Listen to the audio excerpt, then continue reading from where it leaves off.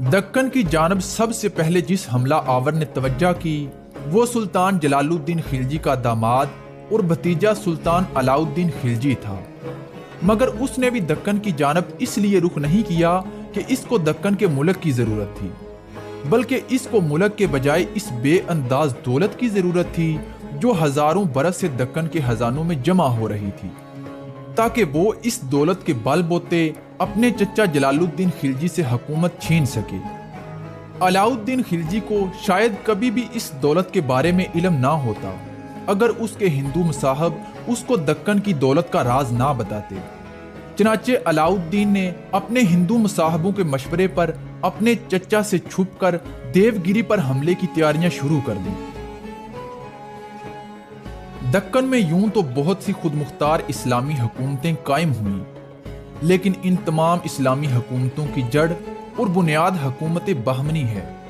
इसलिए इस हुकूमत को दक्कन की तारीख में सबसे ज़्यादा अहमियत हासिल है। दक्कन की इस खुद मुख्तार और आज़ाद इस्लामी हुकूमत का बानी सुल्तान अलाउद्दीन हसन गंगू बहमनी था, जिसने 748 हिजरी बामुताबिक 1347 ईस्वी में हुकूमत बहमनी की बुनियाद रखी। दक्कन एक ऐसा इलाका था जो शमाली हिंद से काफ़ी दूर दराज फासले पर वाक़ था, इसलिए जनूबी हिंद की हुकूमतें हमेशा इन हमला आवरों से महफूज रहीं जो वस्त एशिया से आने के बाद शमाली हिंद पर बार बार हमले करते रहे। चनाचे दक्कन की इस महफूज पोजीशन की बिना पर दक्कन के हिंदू राजे हजारों बरस तक बड़े इत्मीनान और सुकून के साथ इस इलाके पर हुकूमत करते रहे और उनको कभी भी उन दुश्वारियों और परेशानियों का सामना नहीं करना पड़ा जिन दुश्वारियों में शुमाली हिंद की हुकूमतें आए दिन मुब्तला रहती थीं। दक्कन पर वस्त एशिया से आने वाले बैरूनी हमला आवर तो क्या हमला करते, खुद हिंदुस्तान के इन मुसलमान बादशाहों को फासले की दूरी की बिना पर दक्कन पर हमला करने की ज़माना दराज तक जुर्रत ना हो सकी, जो शुमाली हिंद में एक मजबूत हुकूमत के मालिक बने बैठे थे। चनाचे सुल्तान शहाबुद्दीन गोरी और सुल्तान कुतुबुद्दीन ऐबक से लेकर सुल्तान जलालुद्दीन खिलजी तक किसी मुसलमान बादशाह ने दक्कन की तरफ कभी आंख उठाकर भी नहीं देखा। हालांकि ये बादशाह गुजरात से लेकर बंगाल तक हिंदुस्तान का बेशतर हिस्सा फतह करने के बाद दिल्ली की हुकूमत को काफ़ी ज़्यादा वुसअत दे चुके थे और इनकी ताकत इस कदर मुस्तहकम हो चुकी थी कि ये आसानी के साथ दक्कन को फतह कर सकते थे। दक्कन की जानब सबसे पहले जिस हमला आवर ने तवज्जो की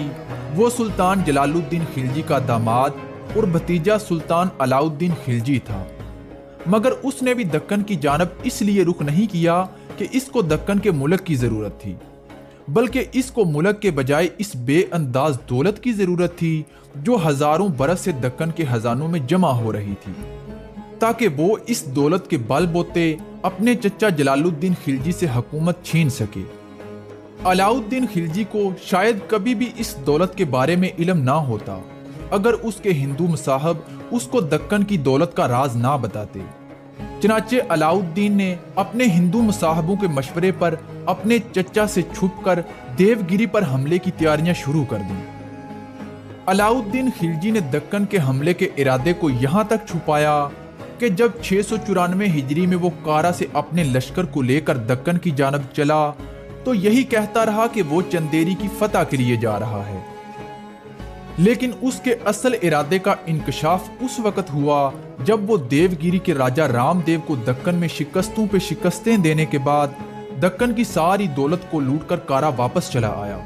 जो कई सल्तनतों के खजानों से भी 10-20 गुना ज्यादा थी। चनाचे इस बेअंदाज दौलत के बल बोते पर उसने अपने चचा जलालुद्दीन खिलजी को कत्ल किया और इसी दौलत को लुटाता हुआ कारा से दिल्ली पहुंचा और वहां पहुंचकर उसने दिल्ली के तख्त पर कब्जा जमा लिया। यह दक्कन पर मुसलमानों का सबसे पहला और कामयाब हमला था। इससे पहले किसी भी मुसलमान फातेह ने आगे बढ़कर दक्कन पर हमला नहीं किया था। सुल्तान अलाउद्दीन खिलजी वो पहला मुसलमान फातेह था जिसने सबसे पहले दक्कन पर कामयाब हमला किया। देवगिरी की फतह के बाद वहां के राजा रामदेव ने अलाउद्दीन खिलजी से ये वादा किया था कि वो हर साल खराज की रकम दिल्ली की सल्तनत को अदा करता रहेगा। لیکن راجہ رام دیو اپنے وعدے سے پھر گیا اور اس نے خراج دینے سے انکار کر دیا۔ اس لیے سلطان علاؤ الدین خلجی جو اس وقت بادشاہ بن چکا تھا، اس نے ملک کافور کو دیوگیری کے راجہ کی سرکوبی کے لیے ایک بہت بڑا لشکر دے کر بھیجا۔ ملک کافور دکن کے علاقوں کو فتح کرتا ہوا دیوگیری پہنچا اور راجہ رام دیو نے اطاعت قبول کر لی اور خود وہ دہلی چلا آیا۔ جب راجہ رام دیو دہلی پہنچا تو سلطان علاؤ الدین خلجی نے اس کے ساتھ بڑی فیاضی سے کام لیا اور اس سے اقرار اطاعت لے کر اس کا علاقہ واپس کر دیا اور بطور انعام گجرات کے علاقے بھی اس کو دے دیے۔ چنانچہ یہ راجہ جب تک زندہ رہا اس نے علاؤ الدین کی اطاعت سے کبھی منہ نہیں موڑا۔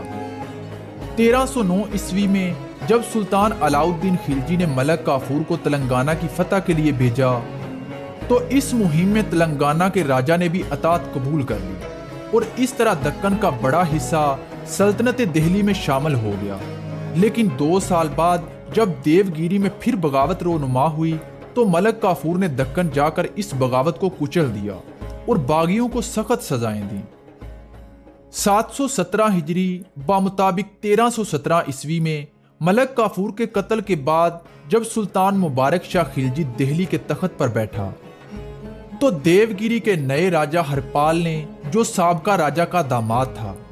دہلی کی حکومت کے خلاف اعلان بغاوت کر کے خود مختاری کا اعلان کر دیا۔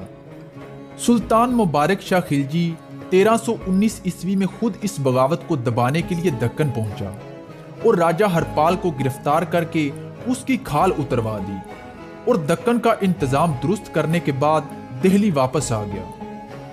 لیکن مبارک شاہ خلجی نے جب اپنے منظور نظر غلام خسرو خان کو دکن کا گورنر بنایا تو خسرو خان نے دکن کا خود مختار بادشاہ بننے کے لیے جوڑ توڑ شروع کر دی، لیکن امرائے دکن کی کوششوں سے وہ ناکام رہا۔ غیاث الدین تغلق کے دور حکومت میں پھر دکن میں بغاوتیں رونما ہونے لگیں۔ تلنگانہ کا راجہ خود مختار ہو گیا اور دیوگیری میں بھی بغاوتیں اٹھ کھڑی ہوئیں، لیکن محمد بن تغلق نے خود ان بغاوتوں کو جا کر دبایا اور تلنگانہ کو فتح کر کے دہلی کی حکومت میں شامل کر دیا۔ پھر اس نے رجاج نگر کو فتح کیا اور اس کے بعد کافی مدت تک دکن میں امن رہا۔